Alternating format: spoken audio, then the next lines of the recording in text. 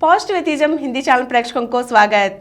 हिंदी के प्रमुख कवि एमपी कमल जी से लिखी हुई भारत के वीर सपूत लोकमान्य बाल गंगाधर तिलक, इस पुस्तक से बाल गंगाधर तिलक की जीवन गाथा को हम जान रहे हैं ना। आज के अंक में तिलक की समालोचनाओं के बारे में जानेंगे। स्कूल की लोकप्रियता ने तिलक को भी लोकप्रिय बना दिया।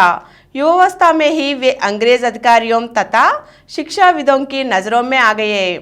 भारत के विद्वान तिलक के विचारों और कार्यों का आदर करने लगे।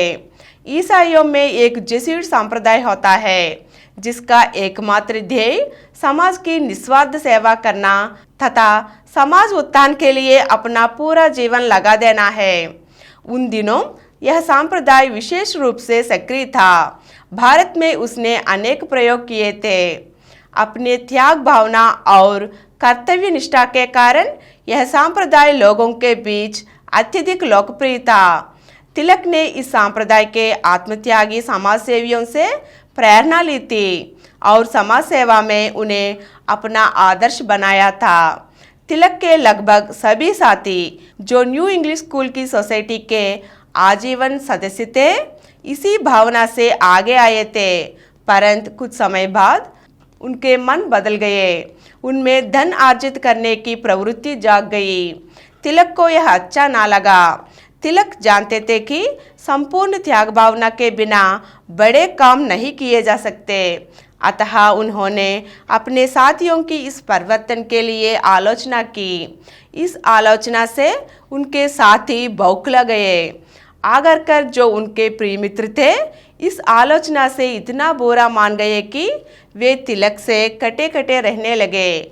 स्कूल महाराष्ट्र की सुप्रसिद्ध डेक्कन एजुकेशन सोसाइटी के अधीन काम कर रहा था। उसे मान्यता व अनुदान सहित सभी सुविधाएं प्राप्त थी। तिलक को लेकर सोसाइटी में वैचारिक संकट पैदा हो गए। तिलक की आलोचना को सोसाइटी के कई सदस्य पचा नहीं पा सके थे। तिलक का आत्मत्याग का सिद्धांत सोसाइटी के अधिकांश सदस्यों को पूरी तरह मान्य नहीं था। ऐसे में तिलक के लिए इस सोसाइटी में बने रहना असंभव हो गया था। यद्यपि तिलक के प्रयासों से पूरे महाराष्ट्र में शैक्षणिक क्रांति आ गई थी।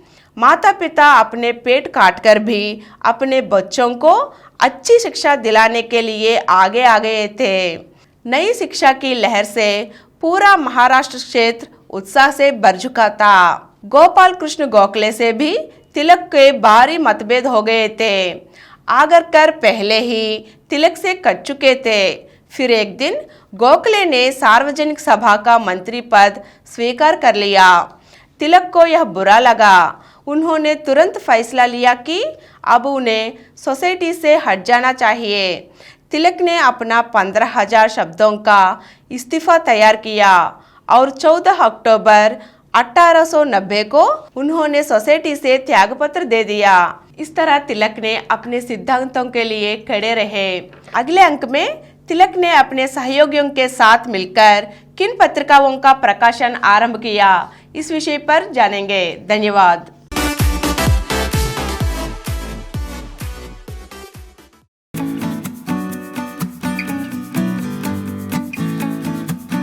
Download Samaram multi-channel app and watch your favorite channels from your mobile.